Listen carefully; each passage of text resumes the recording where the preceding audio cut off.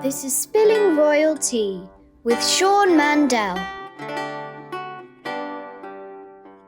It is our final episode of Season 2, Spilling Royal Tea. We've been waiting for the coronation. The whole thing has been a build-up to the coronation, and we finally had it this past weekend. We sure did, and it has been such a whirlwind. I feel like a mad dash to the coronation, and I just can't believe that it came and went. It was wild, and especially because it's, like staying, I'm on the West Coast of the US, and it's just I basically just ended up staying up all night because it didn't make, there was all the coverage before, and the ceremony started at 3 a.m. my time, and it ended up just making sense to, like, at midnight, my time, the coverage is already starting. So I'm like, well, I guess here we go. Got to pop out the sugar-free Red Bulls. But then the Sunday, there was the Coronation concert, which also happened, with Katy Perry being the big headliner, along with Lionel Richie. It was just like a crazy whirlwind weekend, and lots of stories, coming out. Fun also, little story, we are recording, or at least from where I am, in Los Angeles at TMZ Studios, recording in the dark, kind of. Totally in the dark. Totally I can attest to this.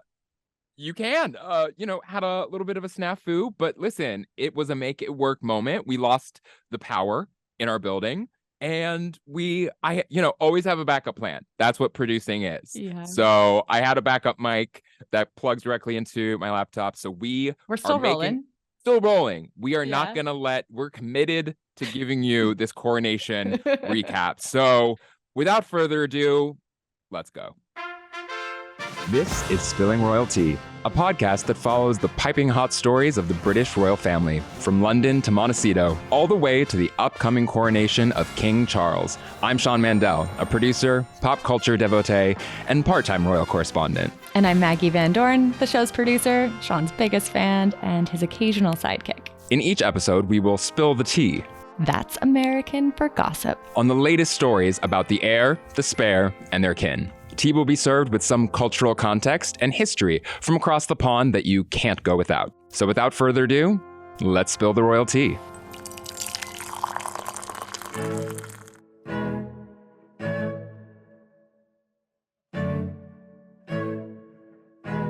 Okay, Maggie, there were a lot of memorable moments, great moments. We have talked purposely not too much about the best moments or what our favorite moments are, because we wanted to have this little moment on the podcast. Moment of surprise to discuss what our 3 favorite, like, top line parts of the coronation, or takeaways, images, viral moments. So I'm gonna give it up to you first. Okay, so my first moment is Kate Middleton's headpiece. Snap, snap, snap. Yes. Right? Like, slay queen, slay princess, but like slay.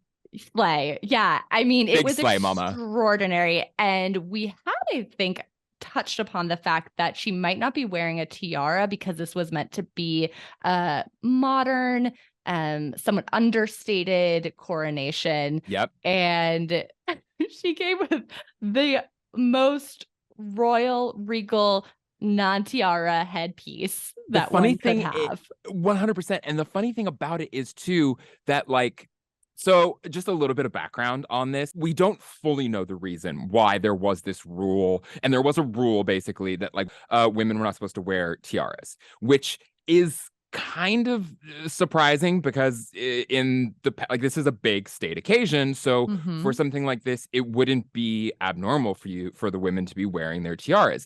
Is it because there can only be one crown? Well, and that is one speculation. Okay. There's one of the speculations that you mentioned, which is that, okay, they don't want to they don't want it to look too gaudy or ostentatious or whatever. But it's like, are you kidding me? Like, we're already there. Yeah. You know what I mean? Kate was decked out in these robes of, like, a special royal order that she was in. So it's like, that's not, if that's the concern, we need to have a whole reboot of the plan. Right. So I don't buy that. there is the thing also of being like, there can only be one crown, about like the only woman allowed to wear a crown is Camilla. Like there's all these sort of speculations, right? And some of them, maybe they're conspiracy theories, who knows?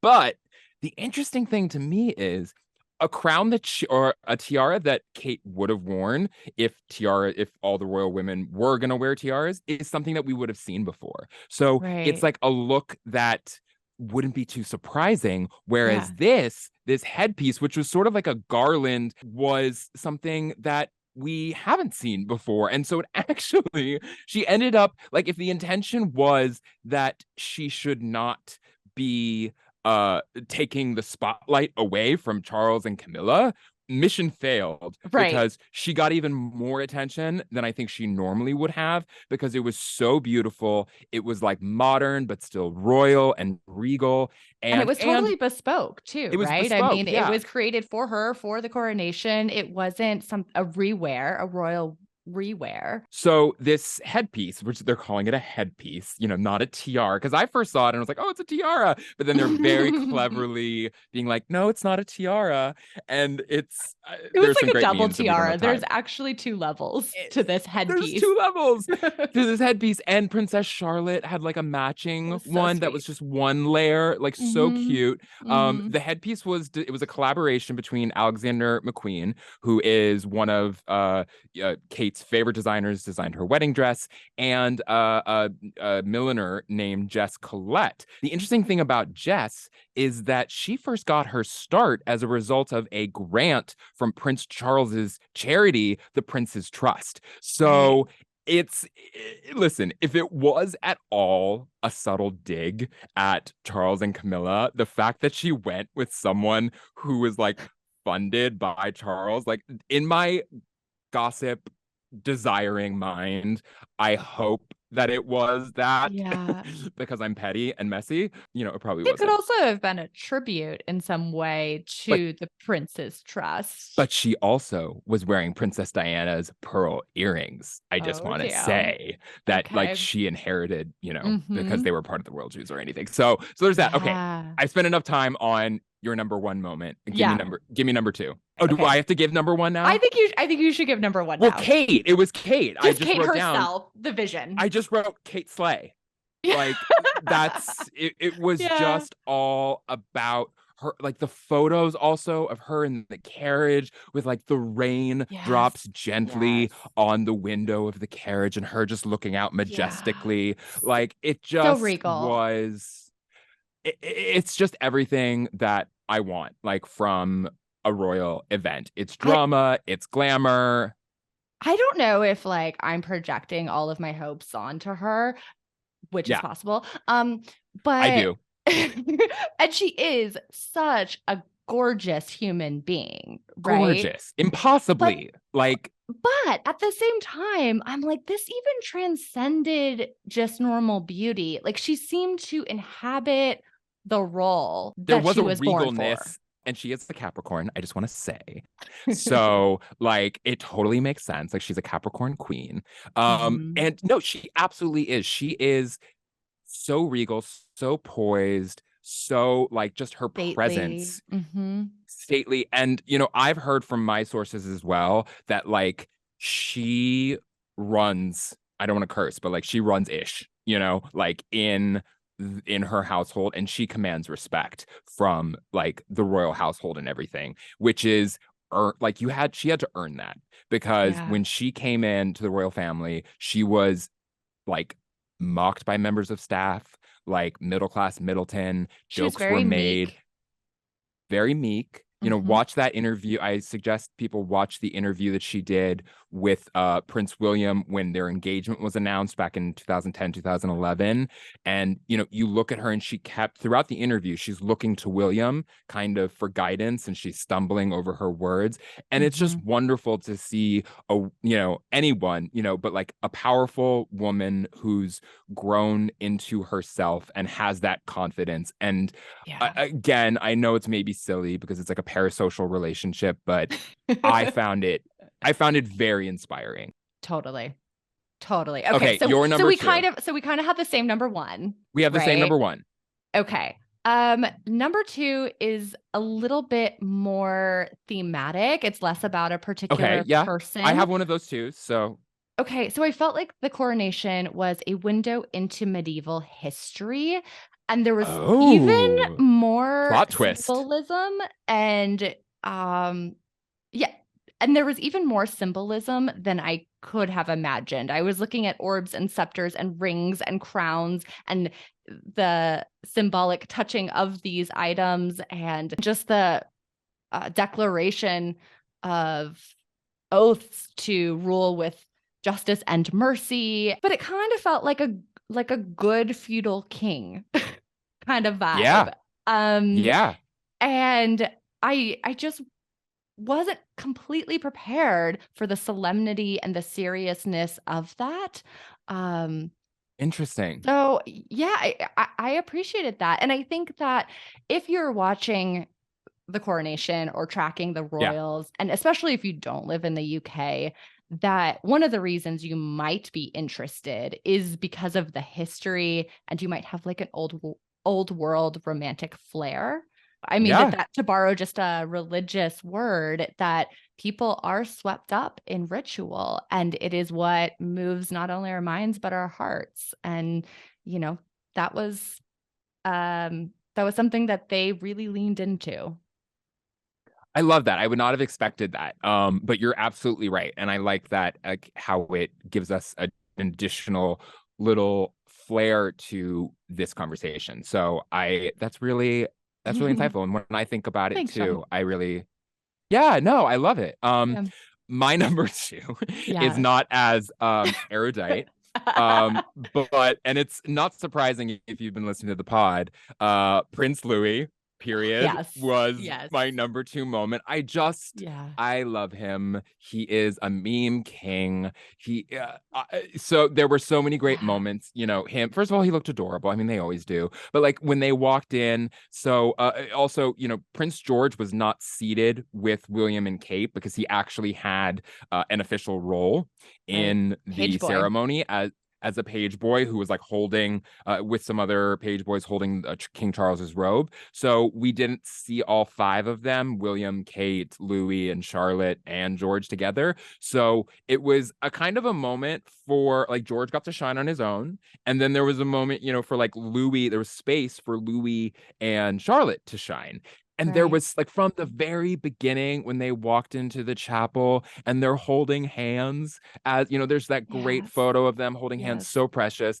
But then when they get to their seats, Louis is looking around, yawning, pointing to something to like have Charlotte, look at it, and just is giving he's serving face, like he, and there's this moment. There's a moment where the camera cuts back to where William and Kate are midway through the ceremony because it's a 2-hour long ceremony or service, ceremony and service, and Louis is gone, and you just he's like just completely gone, like gone. He wasn't there. It was just Charlotte, Will, and Kate, and there had been all these reports about because Louis stole the show at Queen Elizabeth's 70th, Jubilee celebration, just amazing. And so there were all these questions about whether he's only 5 years old. Charles, granted, though, was 4 years old when he attended his mom's coronation. Just an interesting little piece of context. But also looked equally bored at times. Equally bored.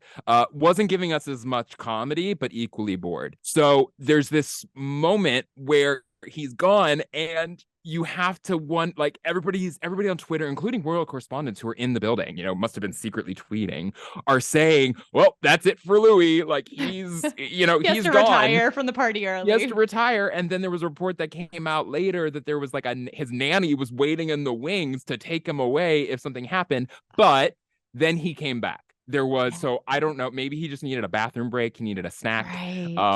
Entirely possible. So there was that. And then on the balcony, when the faces, of course, back the pointing, the faces, and doing this like double hand clap and just hamming it up, and Kate and Charlotte loving it. They're right behind him and next to him and just egging him, maybe not egging him on, but clearly enjoying, laughing along, the comedy. Yeah, no, you're so right. And I think we all love Louis. Like, he might love have Louis. like the highest approval rating of all the royals. Has to be. But he wasn't at the Coronation concert the next day. And I have to think, I have to think that is because of how he behaved. How he behaved the day before. But I am a Louis stan.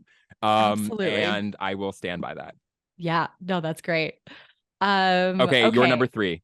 My third, and this is really hard because we could go on and on, but I know. Okay.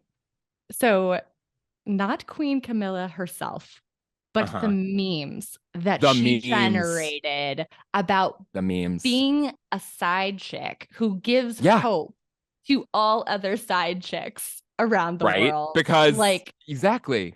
She had been asked many years ago whether she would ever be queen, or she thought of herself as being queen. And she said, like, you must be joking. Right. And here she was being crowned. Here she was. And fun little fact, she's descended from another royal side chick. And so she, another mistress of a king. So it's just this wonderful, it's in her blood. Wonderful in the sense of, like, from a story perspective. I'm not going to say whether, I'm not going to voice personal opinion on Camilla. But it is, from a story perspective, the arc of her journey in the royal family is, and now she's also not being referred to as Queen Consort. They're just referring to her as Queen Camilla. There was a report about Princess Anne, like at an event the night before the coronation. Again, this could be spurious, but there was a report that she told Camilla, she's like, you are not queen, you are Queen Consort. And I hope, again, me being messy, I hope that's true. But don't have was she corrected? Well, that's what Anne was, like, correcting her, allegedly, reportedly. My sources haven't been able to verify this, but I think that's really interesting. And it was just a big moment to see Camilla there. And I'll share personally as well. Like, I knew that Camilla was going to be queen because we've known that for a little while now, even though when she and Charles married, they said that she was just going to be princess consort. But it did strike me in a way I wasn't expecting. And I just kind of felt, I'm happy. Like, again, they have a relationship, they're in love, they have their own fairy tale, but it just hit me in a certain way that I wasn't expecting. And it just made me think of Diana, and I couldn't help but think of Diana all day. And I'm wearing, actually, my I was gonna say, t-shirt. for our listeners who can't see Sean, he is wearing his Diana t-shirt, which is absolutely fabulous. I just wanted to remember her on this, like, it just, and a lot of people, speaking of social media, like, a lot of people were talking about her as well. And so, like, not to bring it down, but, like, I couldn't help but think about her all day. Right. And I think that's the best way to name it, just to say, like, she is there. She is there. Many minds, in many hearts, and and has not been forgotten. No. Okay, what was your number 3 moment? Okay, so my number 3, it wasn't a specific moment, but there were moments. It was how Charles just looked in a lot of the photos and videos that we got. There was this moment where he's in the carriage about to go into Westminster Abbey, but Will and Kate were supposedly, from what we know, they were running late and they were supposed to go in before King Charles, and they had to wait. So Charles had to wait so Kate and, William could go in, because Charles and Camilla are supposed to be the last ones in. They're the main they're the main event. And there are, these videos and photos and some lip readers and stuff who have seen Charles waiting in the carriage with Camilla and just being grumpy and frustrated and upset. And then there are all these photos of him as well. The video of him in the ceremony, it is a solemn occasion, but he looks very, like, the weight of the crown. Either maybe it was physical or maybe it was metaphysical, just seemed to be on him in a way that I've never seen him before as Prince of Wales. And it's just interesting because we know from decades of reporting that he, you know, not that he wanted his mother to die, but I think this is a role that he wanted to have earlier in life. You know, he's in his 70s now. And you would have thought, I think, that this would have been a more joyous occasion in some way. Right. And he just didn't seem to embody any of that joy. And also the oldest monarch to ascend to the throne. Right, to be crowned. Yeah. And I really did see his age. It was very, it was apparent. And yeah. And then there's also just the fact that sometimes our face of repose looks different than how we are feeling. Face. Yeah. That's another word for it. So yeah, it's entirely possible that his inner experience was just luminous and magical. But it doesn't always. We'll never know. We'll never know. It's only he's the only one who knows. So we have a couple great guests today. We have two. We're having a little mini roundtable, and they are friends of the pod, returnees. Jamie Samhan, former royal correspondent for Entertainment Tonight Canada, very good friend of mine, been with us since the beginning of this podcast, and also a friend, Zak Hussein, royal photographer, who we've chatted with before, comes from a line of royal photographers. He was there at the coronation outside Westminster Abbey. It was raining, by the way, terrible weather, in the torrential downpour, having to endure that, taking, snapping photos away. So I thought these two, wonderful individuals would be a great a bookend to this season. So we're going to get into a conversation with them. But first, we're going to have a little ad break.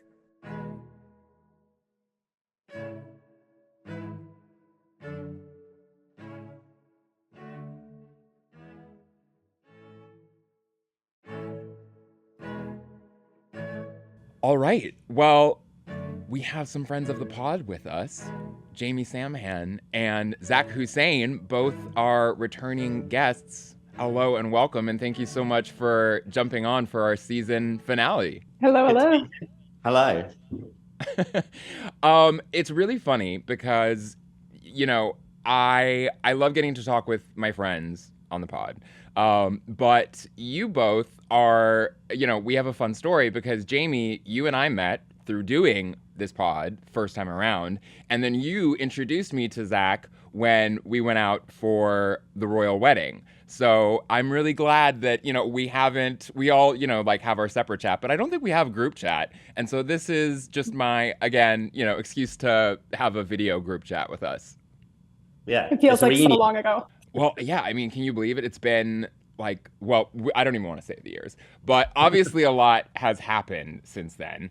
And you both have such great perspective from, different point of views, but ones that are really complementary and I think are good to help us understand the whole picture. Because Jamie, you've covered the royals, so you have, that background, and especially, working with the palaces. And Zak, you have, you work with them as well, but you're on the ground. And we've talked about this before in terms of, the literal perspective of being there as a photographer. So you were there at the coronation, outside Westminster Abbey in the pouring rain, the horrible weather. I just wanted to first hear, what it was like on the day and just your sort of general impressions. You weren't obviously in, the church, in the Abbey, but, you got closer than most people, as you usually do. So I was curious what your takeaways were, what the experience was like. I mean, it's such an incredible occasion anyway. It's something that none of us really could prepare for because kind of royal weddings, everyone's been to a wedding and it's kind of, okay, so like a royal wedding is a grand occasion, but a coronation is not something you see all the time. It's such a rare occurrence. So going into it as a photographer, it's quite hard to mentally prepare for what you're going to get. In terms of pictures. But on the day, well, it was forecasted to rain and the heavens opened and it was torrential. It was bad rain, right? It was really coming down. it was really coming down. But yeah, I mean, so from my perspective and my colleagues' perspective, the rain really did it was a major factor in how we covered the event. Jamie, what was your, you had a different experience as I did, watching from home. And I'm curious sort of what struck you the most, like what stood out the most to you. Luckily we were in the position of, not having to be in the chaos of it as we've been before. Yeah, not in the pouring rain. I was curled up in my bed. It was about 3 a.m. here when everything started. So yep.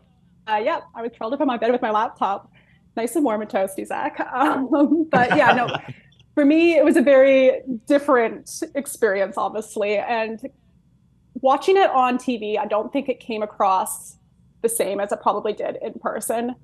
I think that's like most live events. You kind of have to be there to witness it.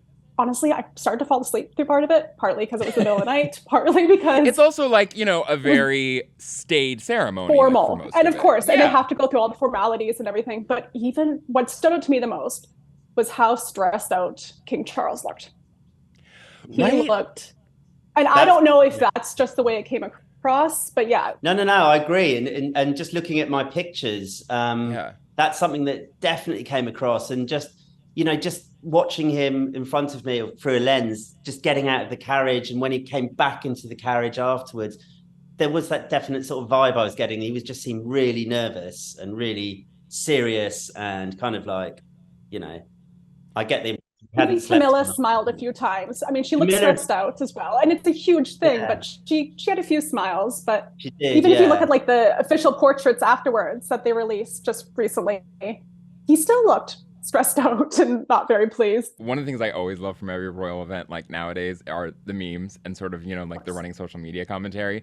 But there were some great memes showing like Camilla, because when after she was crowned, like she had, like that's kind of when I think, she got this like big grin, or like the biggest grin that she had maybe like on her face. So there were a lot of people like having fun. And I think a lot of people were, and I even had friends who never pay attention to the royals and everything, but because they know that this is in my wheelhouse, they reach out to me and they're like, why was he looking so grumpy? And it's like, the funny thing is that this is something we know, that he's wanted and felt frustrated about his role being Prince of Wales and being the guy in waiting and not having to make that into a job when it wasn't a job, really before.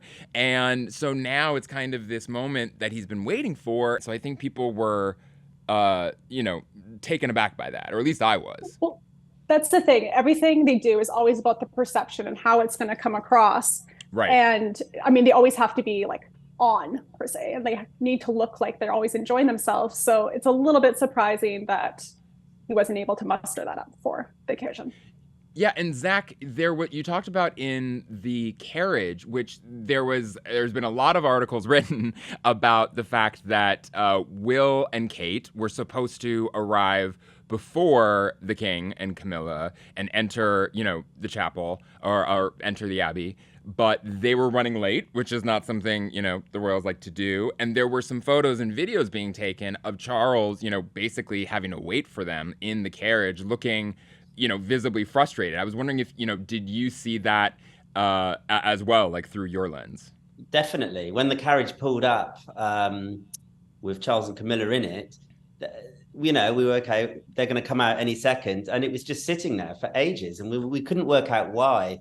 Right. There were also those, photos taken, Will and Kate when they were with the kids and they were exiting, and a lot of people were sort of looking at their faces and their reactions and expressions, being like, "This is we were running like a running late, kids, how to fight with the kids in the car vibe if ever I've seen one." Like as a mom, it definitely was. That's definitely what it looked like to me. I don't know if, Zach, if you felt like that was kind of blown out of proportion. I mean, I guess you can read all sorts of things into these things. We don't really know, but I think Jamie's kind of probably hit the nail on the head there somewhat with her experience with kids. The funny thing is you were covering the coronation, but you weren't able to see the coronation until afterwards, obviously, because you're working, through the whole day. And I was curious, what were your favorite images, either ones that, that you took or just that you saw, from inside the coronation of that day? What went on inside the ceremony, inside Westminster Abbey, as you say, like, I must have been like one of the last people in the world to have seen it because everyone was watching it and I wasn't. Right. But I think that the strongest images, in my opinion, is the stuff on the balcony when they all came out on the balcony. And it's just, they were out there for long enough that you can, photographically, that you can pick up different expressions and things. So I think they are quite iconic pictures with the crowns on, standing on the balcony of Buckingham Palace. I think that was... And that is the future of the monarchy now. That's exactly, I think, what they wanted to go for, is this is what the future of this monarchy is going to look like. I mean, the obvious one person missing from that picture. Who could you be talking about? I couldn't possibly... I don't know. I couldn't possibly comment Could it be on that, a certain Ginger Prince? Possibly. Could well be. He was absent from that little ensemble on the balcony. It was interesting because I was, I was switching back and forth between a lot of different coverage. And it was interesting to me because the American networks were much more like, all they were talking about in that interim between the coronation ceremony and the balcony appearance was, is Harry going to be there? Is Harry going to be there? And it kind of had always been my assumption that he wasn't going to be there. I don't think he's ever going to be there. I think him coming to the actual ceremony was, even that was not a surprise. I thought he would always come, but it wasn't a given. I don't think it would have been a good move not to go. But I mean, he had the perfect excuse to leave early, though, right? Because it was Archie's birthday. So look, there's a lot of comment that he didn't have any communication at all with his brother or his dad. Right. I mean, there's no photos, there's no video footage of them talking to each other. During the ceremony or after the ceremony, they weren't sitting near each other. And then he literally, from what we can see, got in a car, then got on a plane and flew home. So, I think he's making quite a strong statement by the way that he acted. Yeah, Jamie, can you walk us through like a little bit more of the like logistics of, of Harry's cameo?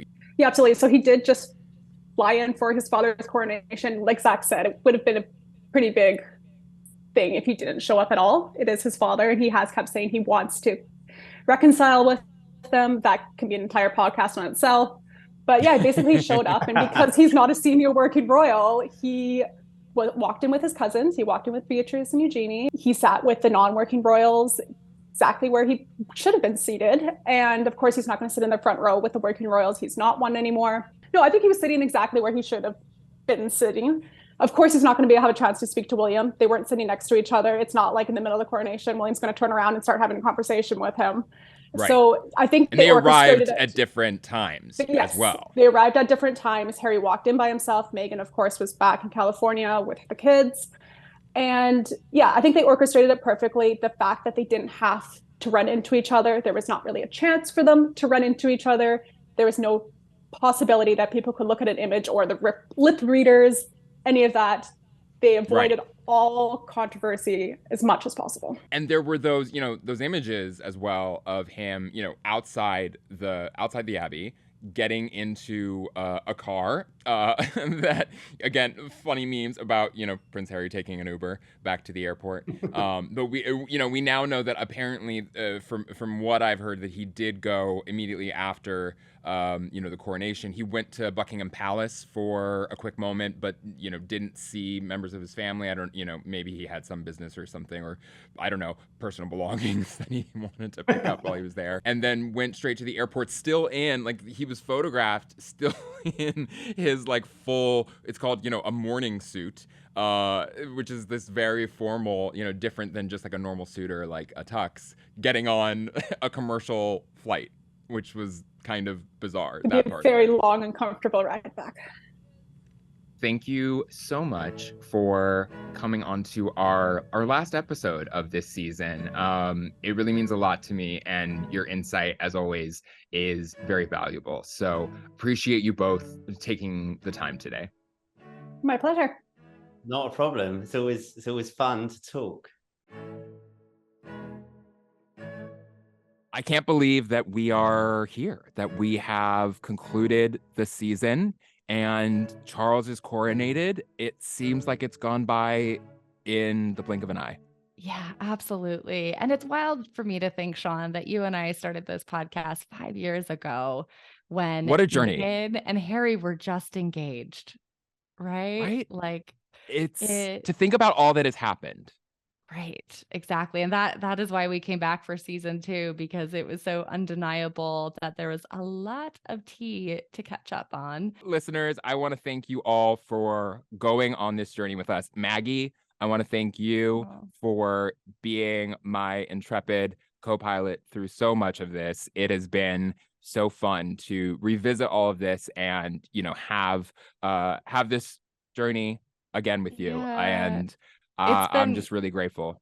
It's always fun, Sean, to do this with you because you are a consummate professional and you're also just a really fun time. And so I hope listeners have enjoyed. Yeah, I do hope listeners have enjoyed this season of Spilling Royal Tea. And we are so grateful that you've come along for the ride with us. Absolutely. Thank you again to all of you. The royalty is, of course, going to continue whether we want it to or not. I can't escape the royal world, whether I want it to or not. We are bonded for life. So you can still follow me and get updates from me and perspective about the royals on Twitter at Sean Mandell and on Instagram, same at Sean Mandell. As Taylor Swift once said, I don't love the drama. The drama loves me. So thank you all. Spilling Royal Tea is a production of the TMZ Audio Network. It's produced by Maggie Van Dorn. Wild Young is our in-studio producer. Make sure you never miss an episode and subscribe or follow Spilling Royal Tea on your favorite podcast app. And if you like the show, share it with a friend or someone you know who likes to spill the tea. You can also help us grow the podcast by rating and reviewing Spilling Royal Tea on Apple Podcasts.